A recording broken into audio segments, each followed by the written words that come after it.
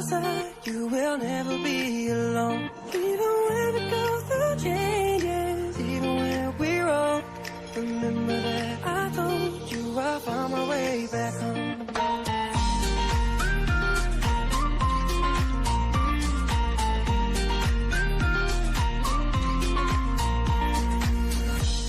I could never let you go, couldn't run away if I tried. 'Cause even when I'm all alone, you got a hold of my mind, and I'll always let you know that I'm always gonna hold on.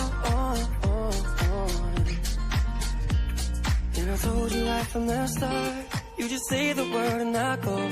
No, it doesn't matter how far, 'cause your love is all that I know.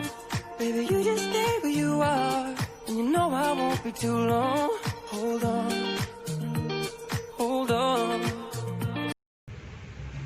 Assalamualaikum warahmatullahi wabarakatuh. Perkenalkan, saya Feby Ines Rahmawati, NIM 1705520157. Nah, kali ini saya akan membahas mengenai audit manajemen. Izinkan saya untuk mempresentasikan atau memaparkan materi tersebut.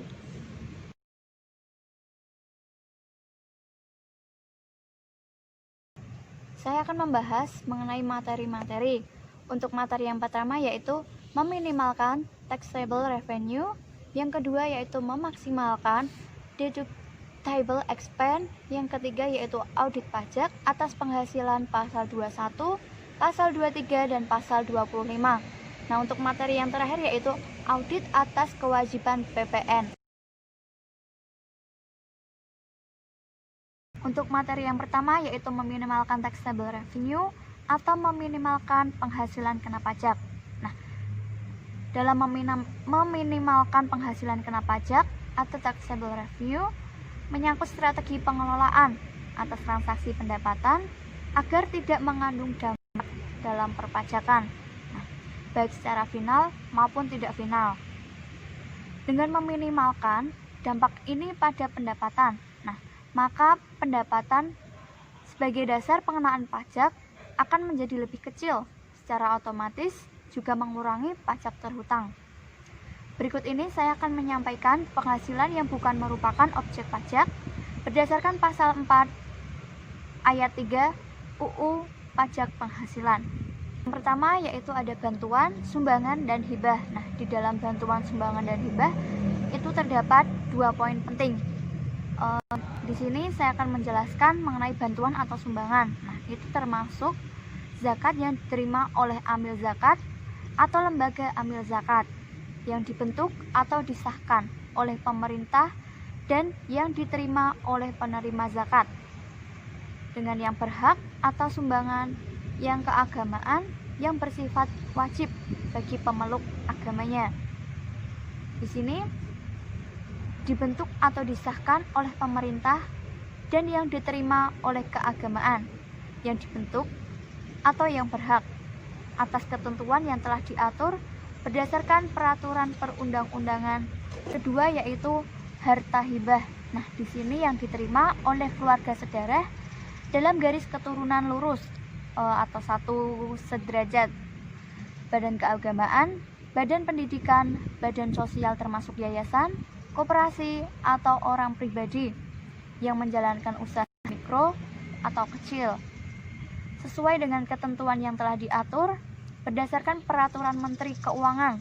Nah, sepanjang tidak ada hubungan dengan usaha, pekerjaan, kepemilikan atau penguasaan di antara pihak-pihak yang bersangkutan.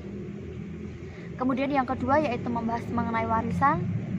Yang ketiga yaitu ada harta.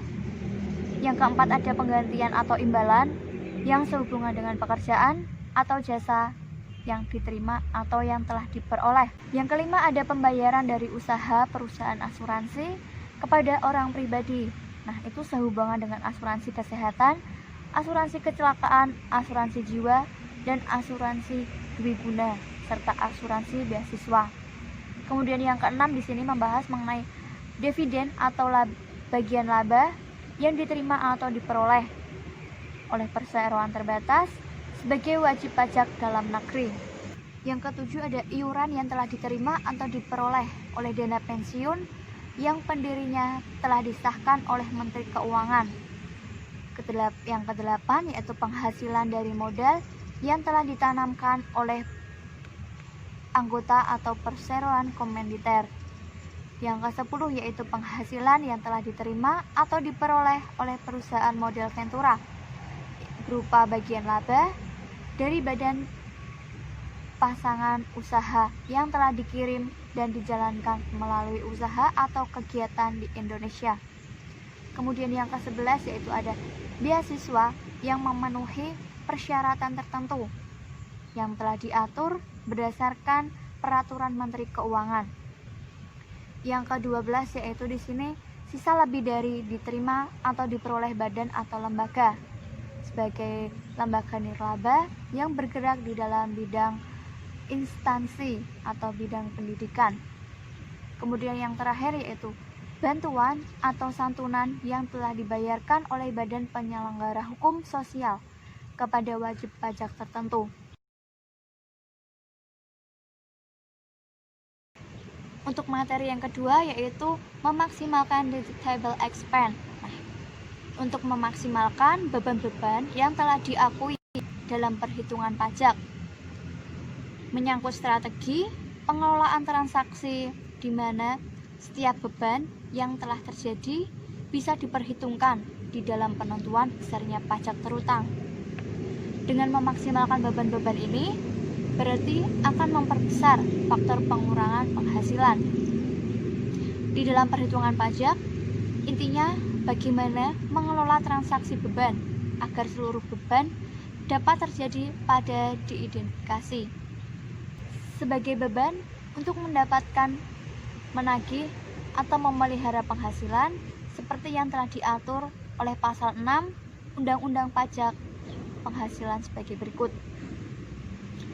Berbunyi, besarnya penghasilan kena pajak bagi wajib pajak dalam negeri dan bentuk usaha tetap itu ditentukan berdasarkan penghasilan bruto dikurangi biaya untuk mendapatkannya, menagih, dan memelihara penghasilan.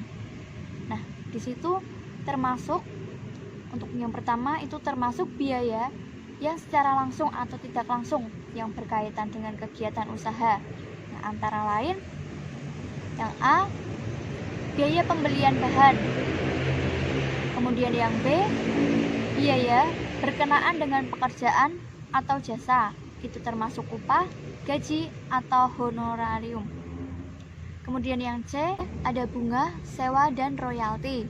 Kemudian yang D itu ada biaya perjalanan, E, biaya pengelolaan limbah, F, premi asuransi, G, biaya promosi, dan penjualan yang telah diatur dengan atau berdasarkan peraturan pemerintah Menteri Keuangan. Kemudian H, biaya administrasi, I, pajak, kecuali pajak penghasilan. Kemudian yang kedua di sini menjelaskan bahwa penyusutan atas pengeluaran untuk memperoleh harta berwujud dan amortisasi atas pengeluaran untuk memperoleh hak atas biaya lain yang mempunyai masa manfaat lebih dari 1 tahun. Kemudian yang ketiga ada iuran kepada dana pensiun yang pendirinya telah disahkan oleh Menteri Keuangan. Yang keempat ada kerugian. Di sini kerugian dikarenakan penjualan atau pengalihan harta yang dimiliki dan digunakan dalam penghasilan atau dalam perusahaan yang memiliki untuk mendapatkan, menagih, dan memelihara penghasilan. Kemudian yang kelima di sini dijelaskan kerugian selisih mata uang asing. Yang keenam ada biaya penelitian dan pengembangan perusahaan yang telah dilakukan di Indonesia. Yang kedelapan ada piutang dengan nyata-nyata. Tidak biaya dapat ditagih dengan syarat.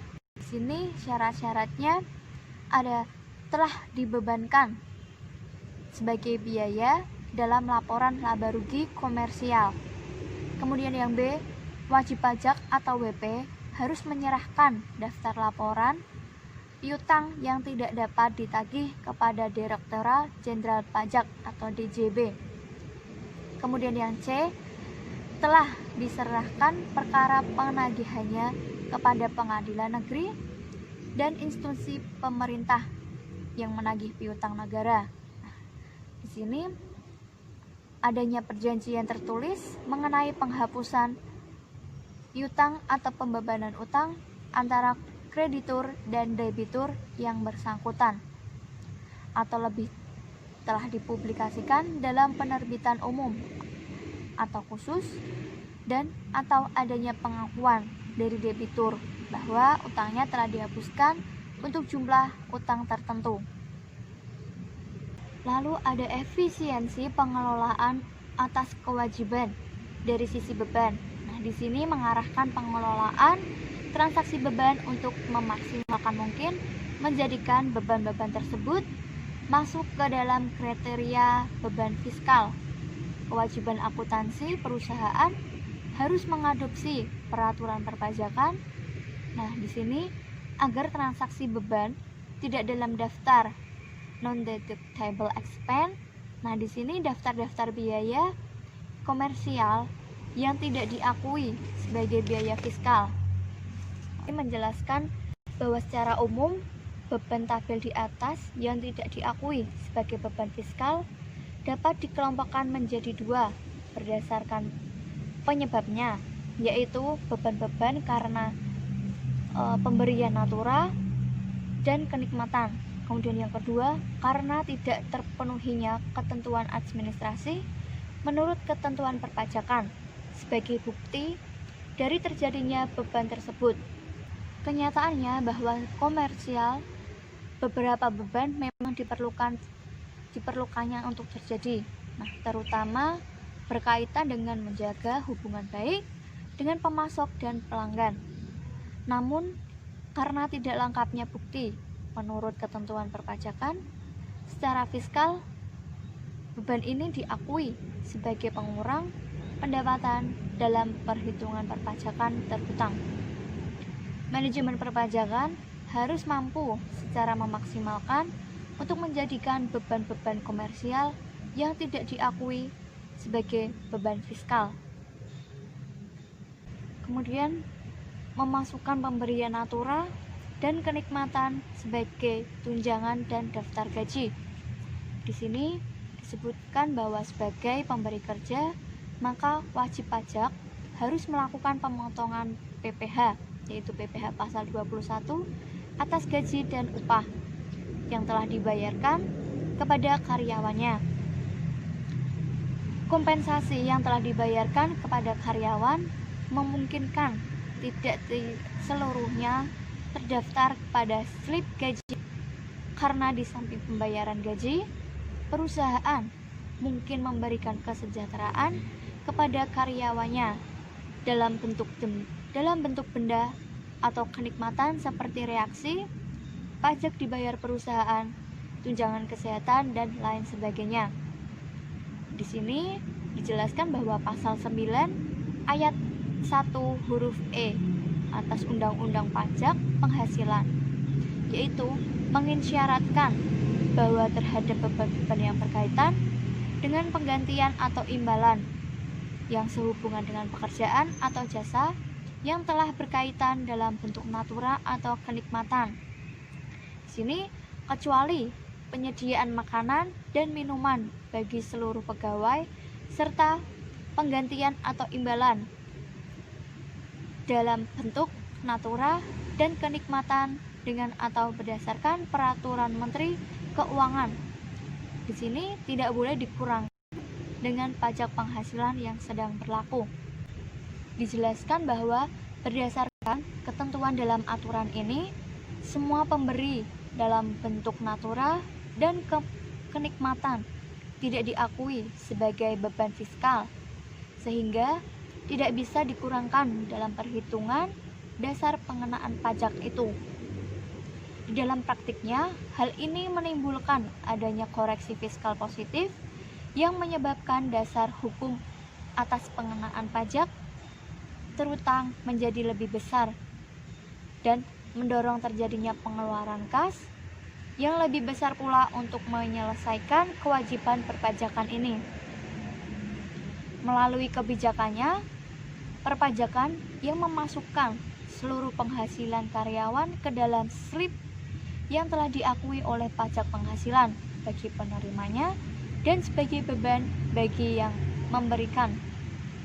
Dengan kebijakan ini, wajib pajak mampu memaksimalkan beban-beban ini yang berkaitan dengan karyawan menjadi beban fiskal. Nah, di dalam pertimbangan lain yang harus diperlakukan dalam menetapkan kebijakan ini adalah siapa yang membayar pajak PPh 21. Jika perusahaan memperoleh pajak PPh 21 pada penghasilan karyawannya atau karyawan menanggung sendiri pajak penghasilan atau gross match, maka kebijakan ini sangat tepat karena tidak menimbulkan beban-beban baru bagi perusahaan untuk membayar pajak penghasilan karyawannya. Akan tetapi, pada sisi lain, hal ini malah mempengaruhi beban karyawan pada pihak penghasilan yang lebih tinggi dibanding jika mereka menerima sebagian penghasilannya di dalam bentuk natura atau kenikmatan.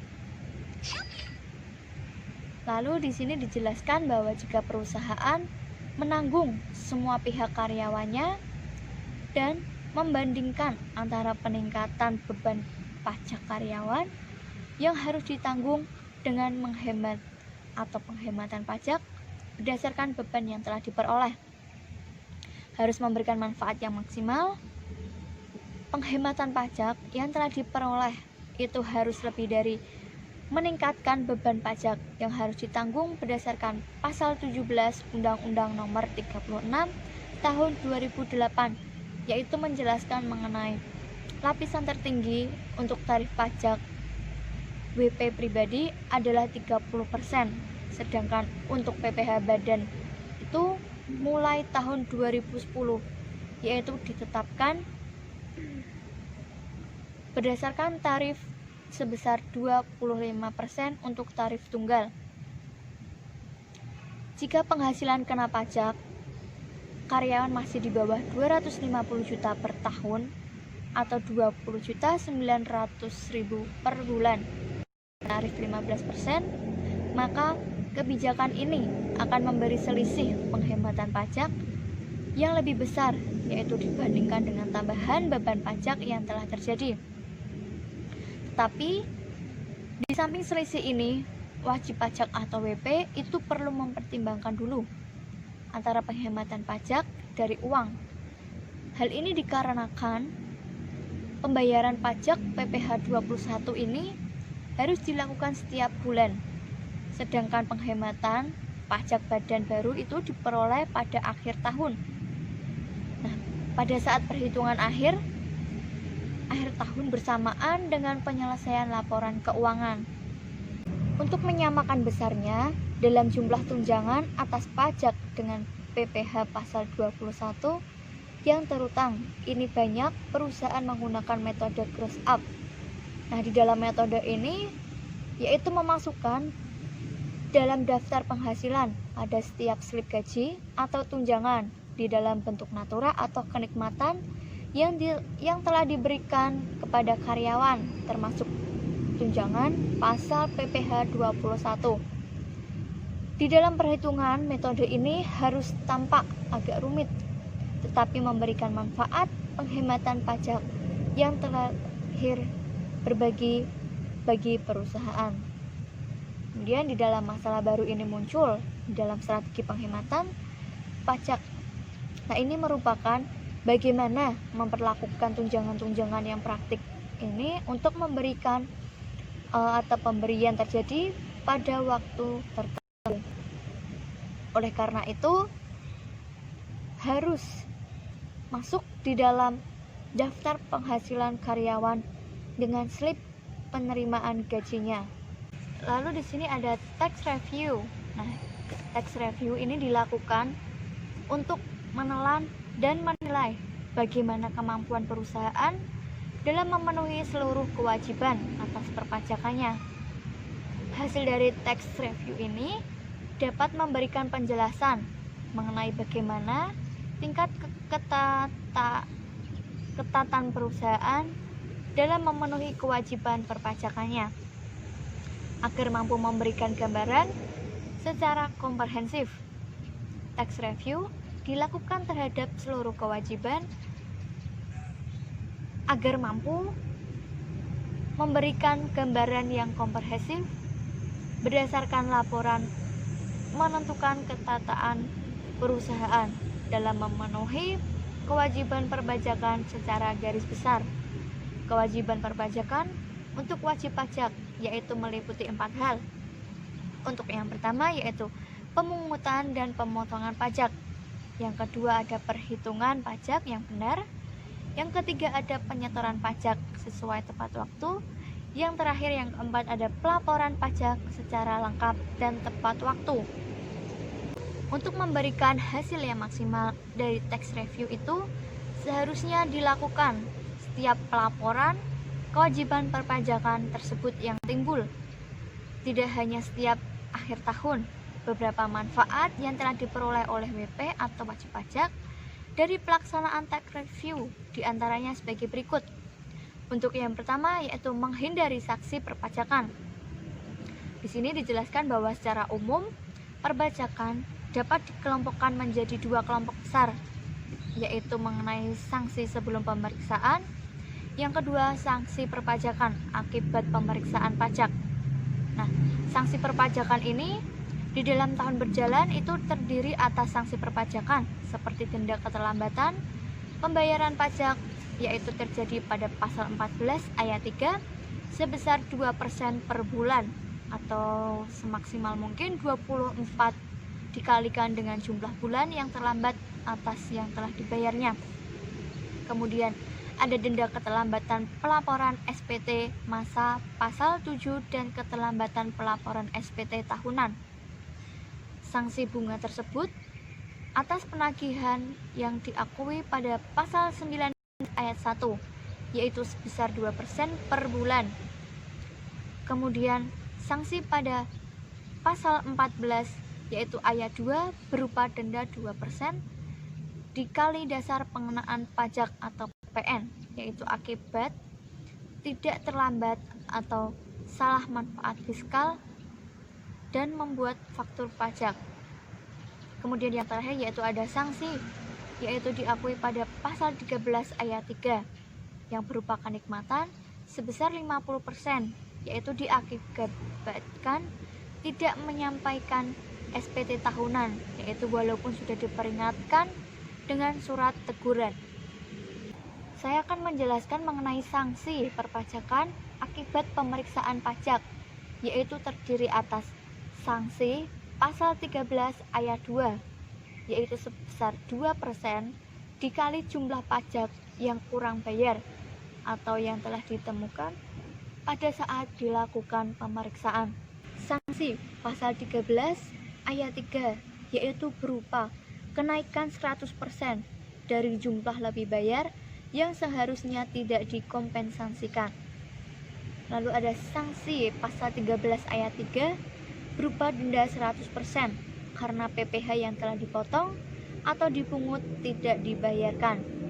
Jadi sebisa mungkin kita harus membayar dan memperhitungkan pajak penghasilan itu supaya kita tidak didenda dengan sebanyak itu. Kedua yaitu menghindari adanya pajak masukan tidak dapat dikreditkan karena baru ditemukan pada saat pemeriksaan.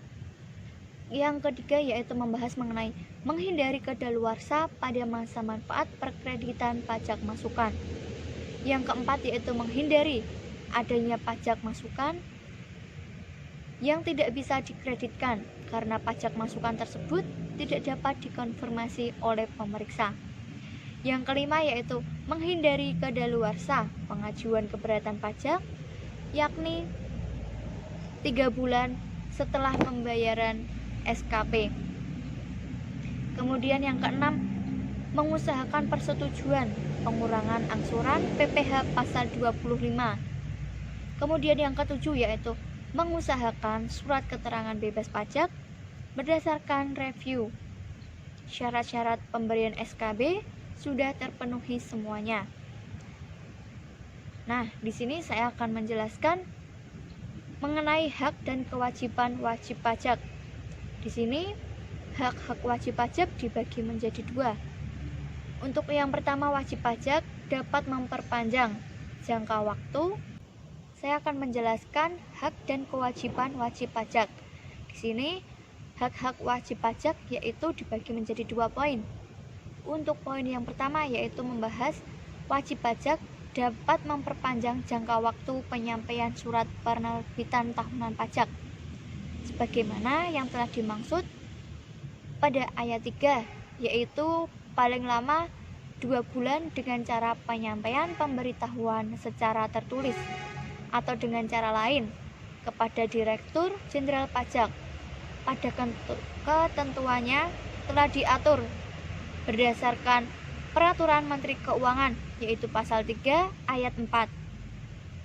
Untuk poin yang kedua yaitu wajib pajak dengan kemauan sendiri dapat membetulkan surat pemberitahuan dan telah disampaikan dengan menyampaikan pernyataan tertulis dengan syarat Direktorat Jenderal Pajak belum melakukan tindakan pemeriksaan.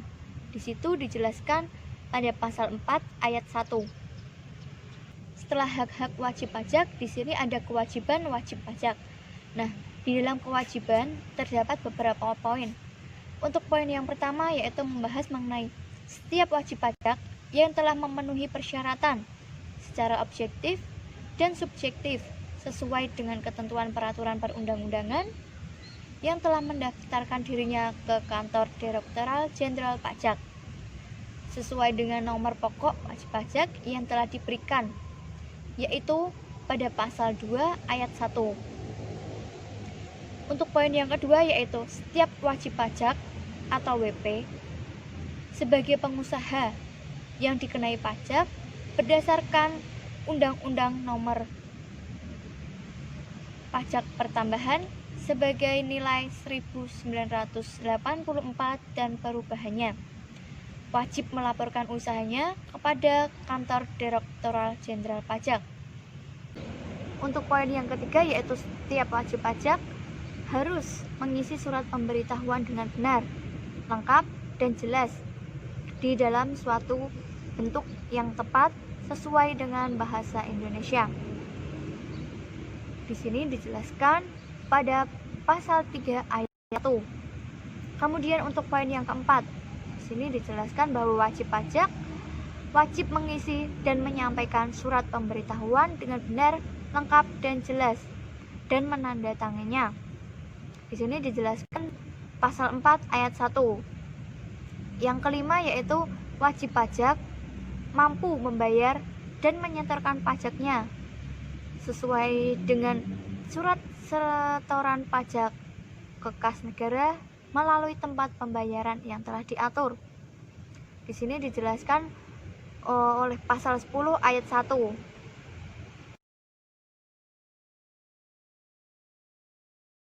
Kemudian untuk materi yang ketiga yaitu audit pajak atas penghasilan pasal 21, 23 dan pasal 25. Di sini pada pasal 21 dijelaskan bahwa pemotongan pajak atas penghasilan sehubungan dengan pekerjaan, jasa atau kegiatan yang dengan nama dalam bentuk apapun itu diterima atau diperoleh oleh wajib pajak orang pribadi di dalam negeri yang dilakukan oleh yang pertama dijelaskan bahwa pemberi kerja yang membayar gaji, upah, honorarium, tunjangan, dan pembayaran lain sebagai imbalan yaitu sehubungan dengan pekerjaan yang telah dilakukan oleh pegawai atau bukan pegawai. Yang kedua yaitu bendahara pemerintah yang membayar gaji, upah, honorarium, tunjangan, dan pembayaran sehubungan dengan pekerjaan jasa atau kegiatan. Kemudian yang ketiga yaitu dana pensiun atau badan lain yang membayarkan uangnya kepada uang pensiun dan pembayaran lain dengan nama apapun di dalam rangka pensiun. Yang keempat yaitu badan yang membayar honorarium dan pembayaran lain sebagai imbalan yaitu sehubungan dengan jasa termasuk dengan tenaga ahli yang melakukan pekerjaan itu. Kemudian yang kelima yaitu penyelenggara kegiatan jasa tenaga ahli, yaitu mampu memberikan pekerjaan dan sesuatu kegiatan yang telah bersangkutan. Tidak termasuk sebagai pemberi kerja yang wajib melakukan pemotongan pajak adalah kantor perwakilan negara asing dan organisasi-organisasi internasional. Agar mudah mengendalikannya, perusahaan seharusnya memiliki rekening tersendiri untuk setiap objek PPh pasal 21. Nah, di dalam rekening-rekening ini akan menampung setiap objek pada PPh pasal 21 yang menjadi sumber pemotongan dan penumpukan diri pajak tersebut. Dalam objek pajaknya berarti di sini terdapat penghasilan karyawan yang bukan merupakan objek PPh pasal 21 atau masih di bawah PTKP atau penghasilan tidak kena pajak. Nah, di sini merupakan hal yang harus disiapkan ya, perincian penjelasan sehingga pada saat dilakukan pemeriksaan oleh aparat perpajakan. Nah, di sini perusahaan dapat memberikan penjelasan dengan cepat dan tepat. Bagi kewajiban perpajakan terkait PPh pasal 21, selain menghitung dan memotong pajak dengan benar, yaitu adalah penyetoran dan pengelolaan SPT massa, yaitu PPh pasal 21, pasal 2 dan pasal 7 PMK nomor 80 PMK 03/2010. Nah, di sini mengatur tentang batas waktu penyetoran dan pelaporan pajak. Untuk PPh pasal 21, penyetoran pajak penghasilan ini paling lama tanggal 10 bulan berikutnya pada waktu pemotongan. Kemudian saya akan menjelaskan penghasilan kena pajak sesuai dengan PPh pasal 23. Pada pasal 23, atas penghasilan tersebut di bawah ini dengan nama dalam bentuk apapun yang telah dibayarkan, disediakan untuk dibayarkan, atau telah jatuh tempo pembayarannya oleh pemerintahan. Nah, dari subjek pajak dalam negeri, penyelenggara kegiatan, bentuk usaha tetap, nah itu semua dipotong oleh pihak yang membayarkan. Nah, untuk yang pertama yaitu sebesar 15% dari jumlah bruto, yaitu atas dividen, atas bunga, atas royalti, dan atas hadiah. Kemudian sebesar 2% dari jumlah bruto, yaitu atas sewa dan penghasilan lain, dan atas imbalan yang sehubungan dengan jasa. Maka di dalam hal ini wajib pajak atau WP yang menerima atau memperoleh penghasilan tidak memiliki nomor pokok wajib pajak, ya, maka besarnya tarif pemotongan adalah lebih tinggi hingga mencapai 100% daripada tarif yang seharusnya dibayarkan. Orang pribadi adalah sebagai wajib pajak dalam negeri dalam ditunjukkan oleh Direktorat Jenderal Pajak atau DJP untuk memotong pajak sebagaimana ketentuannya. Penghasilan yang telah dibayar atau terutang kepada bank. Yang kedua yaitu sewa yang telah dibayarkan atau terutang sehubungan dengan sewa guna usaha dengan hak opsi. Kemudian yang ketiga itu ada dividen, yang keempat ada bagian laba, yang kelima ada hasil usaha, yang keenam ada penghasilan yang dibayar atau terutang kepada badan usaha atau jasa keuangan yang telah berfungsi sebagai penyalur pinjaman atau pembiayaan yang telah diatur oleh Peraturan Menteri Keuangan. Sebagai pemotong, wajib pajak harus menerbitkan bukti potongnya yang cukup sesuai dengan objek pemotongannya dan menyerahkannya pada wajib pajak yang telah dipotong. Nah, di sini selain pasal 23 oleh pemotong pajak harus dilakukan paling lama tanggal 10 bulan berikutnya, dan pelaporannya paling lama 20 hari setelah masa pajak berakhir. Sebagai pihak yang telah dipungut PPh, PPh wajib pajak 23, yaitu wajib pajak harus mendapatkan bukti pungutnya yang telah digunakan sebagai bukti pada saat mengkreditkan pajak yang telah dipungut pada laporan pajak akhir tahun.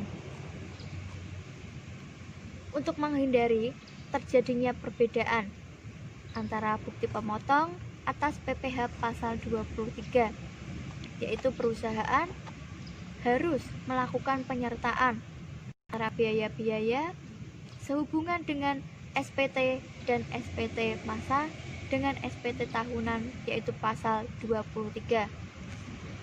Hal ini sangat bermanfaat bagi penyelarasan hubungan antara SPT masa dan PPh pasal 23. Nah, atas perbedaan-perbedaan ini harus disiapkan data dan penjelasan yang memadai. Jika perlu, dilakukan perbaikan terlebih dahulu sebelum SPT tahun itu dilaporkan, sehingga saat terjadi pemeriksaan atas masalah ini, perusahaan telah melakukan pemeriksaan. Nah, di sini saya akan menunjukkan kepada kalian program audit untuk audit PPh pasal 23. Besarnya angsuran pajak harus dibayar sendiri oleh WP untuk berbulan-bulan sebelum surat pemberitahuan tahunan pajak penghasilan telah disampaikan sebelum waktu penyampaian atas surat pemberitahuan tahunan pajak tersebut. Kemudian yang ketiga yaitu apabila di dalam pajak penghasilan, di dalam pajak berjalan telah diterbitkan surat ketetapan pajak untuk tahun pajak yang lalu. Kemudian yang keempat, Direktur Jenderal Pajak itu berwenang untuk menetapkan perhitungan besarnya angsuran pajak dalam tahun pajak berjalan, yaitu sesuai dengan hal-hal tertentu. Di sini saya akan menjelaskan hal-hal apa saja yang perlu diperhatikan oleh Direktur Jenderal Pajak. Untuk hal yang pertama yaitu wajib pajak berhak atas kompensasi kegiatan. Yang kedua, wajib pajak memperoleh penghasilan tidak teratur. Yang ketiga yaitu surat pemberitahuan tahunan pajak penghasilan tahunan yang telah disampaikan setelah lewat batas waktu yang telah ditentukan. Kemudian yang keempat yaitu wajib pajak telah diberikan perpanjangan jangka waktu penyampaian surat pemberitahuan tahunan pajak atas penghasilan. Kemudian yang kelima yaitu wajib pajak membetulkan sendiri surat pemberitahuan tahunan pajak penghasilan. Kemudian yang terakhir yaitu terjadi perubahan keadaan di mana wajib pajak dan Direktorat Jenderal Pajak itu yang telah bertemu. Yang kelima yaitu Menteri Keuangan menetapkan perhitungan besarnya angsuran bagi wajib pajak. Nah, di sini menyangkut apa saja? Di sini menyangkut wajib pajak baru, menyangkut bank, dan menyangkut wajib pajak orang pribadi atau pengusaha tertentu sesuai dengan tarif. Kemudian yang keenam, wajib pajak atau WP orang pribadi di dalam negeri yang tidak memiliki nomor pokok wajib pajak atau tidak memiliki NPWP yang telah berusia 21 tahun. Kemudian yang ketujuh, ketentuan sebagaimana yang dimaksud pada ayat 8 ini berlaku sampai dengan tanggal 3 Desember tahun 2010. Nah, di sini dijelaskan bahwa penyetoran PPh pasal 25 harus dilakukan paling lambat tanggal 15 bulan berikutnya. Nah, pengkreditan PPh pasal 25 pasal perhitungan pada perhitungannya yang terutang akhir tahun yang harus ditukung atau dilampir dengan SSP PPh 25 dengan jaminan yang sama. Untuk materi yang terakhir yaitu membahas mengenai audit atas pembayaran PPN. Nah, di sini kewajiban wajib pajak telah ditetapkan sebagai pengusaha kena pajak atau PKP, yaitu meliputi pemungutan, penyetoran, dan pelaporan pajak pertambahan nilai atas penyerahan barang kena pajak atau PKP dan jasa atau kena pajak JKP yang telah diserahkan seperti yang telah diatur pada pasal 3A dan pasal 4 Undang-Undang Nomor 42 tahun 2009 tentang PPN. Di sini dijelaskan bahwa penghasilan yang melakukan di sini terdapat beberapa poin. Yang pertama yaitu pengusaha yang melakukan. Di dalam pengusaha yang melakukan itu ada penyerahan barang kena pajak di dalam daerah perpabean yang telah dilakukan oleh pengusaha. Impor barang kena pajak, penyerahan jasa kena pajak di dalam daerah perpabean. Yang keempat itu pemanfaatan barang kena pajak tidak berwujud dari luar daerah pabean. Selanjutnya ada ekspor barang kena pajak yang berwujud pada perusahaan kena pajak. Yang selanjutnya ekspor barang kena pajak oleh pengusaha kena pajak. Yang terakhir yaitu ekspor jasa kena pajak oleh pengusaha kena pajak, kecuali pengusaha kecil yang batasnya ditetapkan oleh Menteri Keuangan, wajib melaporkan usahanya untuk dilakukan sebagai pengusaha kena pajak dan wajib pajak memungut, menyetor, dan melaporkan pajak pertambahan nilai dan pajak penjualan atas barang mewah yang terhutang. Yang kedua yaitu pengusaha kecil dapat memilih untuk dilakukan sebagai pengusaha kena pajak atau PKP. Nah, pengusaha kecil yang mampu memilih dan dilakukannya sebagai pengusaha kena pajak melaksanakan ketentuan Undang-Undang PPN.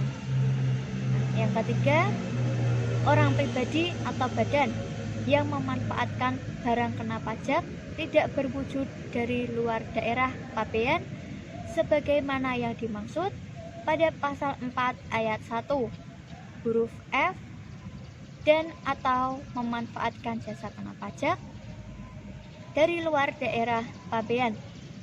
Nah, yang terakhir, ketentuan mengenai batasan kegiatan dan jenis jasa kena pajak. Atas ekspornya dikenai pajak pertambahan nilai dan telah diatur oleh Peraturan Menteri Keuangan. Di samping itu, wajib PKP untuk memungut PPN atas penyebaran atau penyerahan PKP atau JKP atas Undang-Undang PPN juga mengecualikan dari pemungutan PPN atas penyerahan PKP atau JKP. Sebagai berikut, dijelaskan bahwa jenis barang yang tidak dikenai pajak pertambahan nilai adalah barang tertentu dalam kelompok barang. Nah, di sini dijelaskan bahwa kelompok barang itu ada barang hasil pertambahan atau nilai penyebaran dan telah diatur sebagai sumbernya. Kemudian barang kebutuhan pokok yang sangat dibutuhkan oleh rakyat. Kemudian makanan dan minuman yang telah disajikan di hotel, restoran, maupun sejenisnya. Yang keempat yaitu uang, emas, batangan, atau surat berharga. Nah, lalu untuk poin yang kedua yaitu dijelaskan bahwa jenis jasa yang tidak dikenai pajak pertambahan nilai adalah jasa-jasa sebagai berikut. Di sini saya akan menjelaskan jasa-jasanya adalah jasa pelayanan medis, jasa pelayanan sosial, jasa pengiriman surat dengan perangko, jasa keuangan, jasa asuransi, jasa keagamaan, jasa pendidikan, jasa kesenian dan hiburan, jasa penyiaran dan tidak bersifat iklan, jasa angkutan umum, jasa tenaga kerja, dan jasa perhotelan, serta jasa yang disediakan oleh pemerintah dalam rangka menjalankan pemerintahan secara umum. Kemudian ada jasa penyediaan tempat parkir, ada jasa telepon umum, jasa pengiriman dan dengan lewat wesel pos, dan terakhir adalah jasa boga atau catering. Atas penyerahan BKP atau JKP yang telah dilakukan sesuai dengan KMK nomor 84 garing PMK titik 03 garing 2012, yaitu wajib pajak itu wajib menerbitkan faktur pajak untuk setiap pengusaha kena pajak sebagaimana yang dimaksud pasal 4 ayat 1 huruf A. Nah, di situ dijelaskan bahwa penyerahan barang kena pajak, yang kedua ada penyerahan jasa kena pajak, yang ketiga ada ekspor barang kena pajak berwujud, yang keempat ada ekspor barang kena pajak tak berwujud, dan yang terakhir ada ekspor jasa kena pajak. Nah, kemudian saya akan menjelaskan faktur pajak ini harus diisi dan dibuat pada saat apa. Nah, di sini dibuat pada saat penyerahan BKP atau JKP. Kemudian pada saat penerimaan pembayaran, dalam hal pembayaran ini terjadi sebelum penyerahan BKP atau JKP.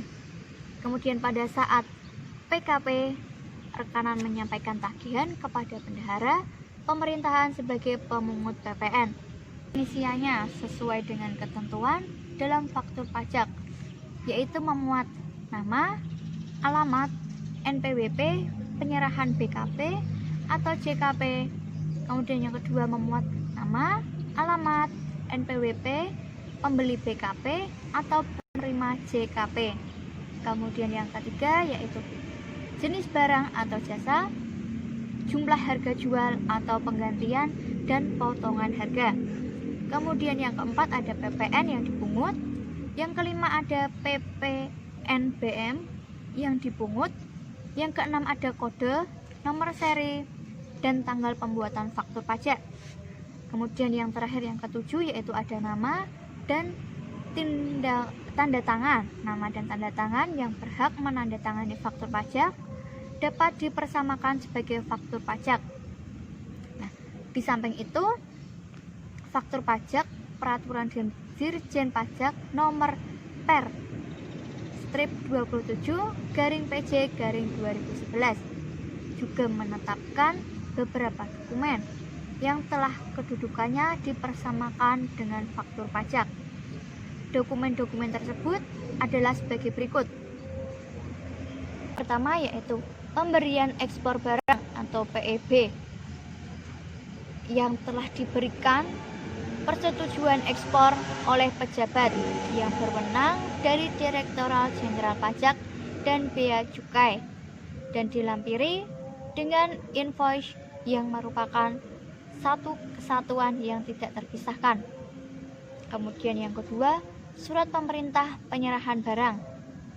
Yang ketiga ada faktur nota atau bond dalam penyerahan atau PNBM yang telah dibuat atau dikeluarkan oleh Pertamina untuk penyerahan bahan bakar minyak dan penyerahan jasa telekomunikasi. Kemudian yang keempat, tanda pembayaran atau kwitansi untuk pembayaran jasa telekomunikasi.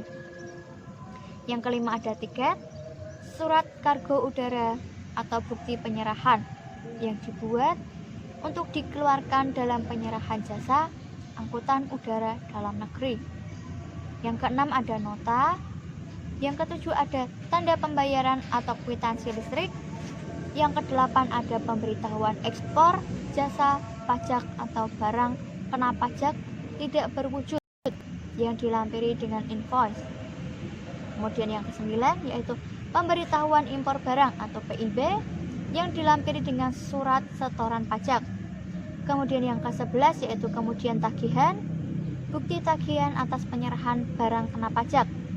Yang ke-11 yaitu bukti tagihan, dan yang terakhir ke-12 yaitu bukti tagihan atas penyerahan jasa kena pajak oleh perbankan. Satu masa pajak, pajak keluaran lebih daripada pajak masukan. Selisihnya itu merupakan pajak pertambahan nilai yang harus disetor oleh pengusaha kena pajak. Nah, pada masukan pajak masukan ini yang telah dikreditkan harus menggunakan faktur pajak yang telah memenuhi persyaratan sebagaimana yang dimaksud pada pasal 13 ayat 5 dan ayat 9. Pasal 9 ayat 2A menurut Undang-Undang PPN, pajak masukan yang telah dibayar untuk memperoleh BKP atau JKP harus dikreditkan dengan pajak pengeluaran di tempat pengusaha kena pajak yang telah dilakukan. Kemudian pajak masukan yang telah dapat dikreditkan tetapi belum dengan pengeluaran masa pajak yang sama. Untuk meminimalkan PPN masukan dapat dikreditkan adalah bagian dari strategi wajib pajak. Pajak untuk meminimalkan arus kas keluarnya untuk penyetoran PPN. Nah, di sini maka itu wajib pajak harus memastikan dulu bahwa semua faktur pajak atas pembeliannya yang telah dipungut PPN telah diterima dan memenuhi syarat. Kemudian pasal 9 ayat 9, pasal 9 ayat 8 Undang-Undang PPN yaitu mengenai pengkreditan pajak masukan sebagaimana yang dimaksud pada ayat 2, yaitu tidak dapat diberlakukan bagi pengeluaran untuk yang pertama itu untuk perolehan barang kena pajak atau jasa kena pajak. Kemudian yang kedua untuk perolehan barang kena pajak atau jasa kena pajak yang tidak mempunyai hubungan langsung dengan tagihan pajak. Kemudian yang ketiga, perolehan dan pemeliharaan kendaraan bermotor berupa sedan dan station wagon. Yang keempat ada pemanfaat barang kena pajak. Yang keenam ada pemanfaatan barang kena pajak tidak berwujud. Yang ketujuh ada perolehan barang kena pajak atau jasa pada masa masuknya ditagih dengan pembinaan ketetapan pajak. Kemudian yang terakhir ada perolehan barang kena pajak selain barang atau jasa kena pajak sesuai dengan ketentuan yang telah dimaksud pada ayat 2A. Pajak masukan yang telah dibayar untuk barang kena pajak atau perolehan jasa yang pajaknya atas penyerahannya itu dibebaskan dari pengenaan pajak pertambahan nilai tidak dapat dikreditkan. Di samping ini, untuk memaksimalkan perkreditan pajak masukan, meminimalkan arus kas keluar untuk penyetoran PPN juga dapat dilakukan dengan menunda penerbitan faktur pajak, yaitu terhadap penjualan yang belum diterima dengan menunda pengakuannya dalam penjualan sampai akhir bulan berikutnya. Cukup sekian presentasi atau pembahasan yang dapat saya sampaikan. Mohon maaf apabila ada kesalahan kata yang saya sengaja ataupun tidak disengaja. Karena pada dasarnya saya hanyalah manusia biasa yang tak luput dari segala kesalahan. Sebelumnya saya berterima kasih kepada dosen saya, yaitu Bapak Arif Himawan, yang telah memberikan tugas e-game untuk memenuhi atau menambah nilai UAS atau UTS Audit Manajemen. Nah, cukup sekian yang dapat saya sampaikan. Akhir kata, wassalamualaikum warahmatullahi wabarakatuh. Hey, feeling good, like I should. When in dark, I walk around the neighborhood. Feeling blessed, never stressed. Got that sunshine on my Sunday best. Yeah, hey, every day can be a better day despite the challenge. All you gotta do is leave it better than you found it. It's gonna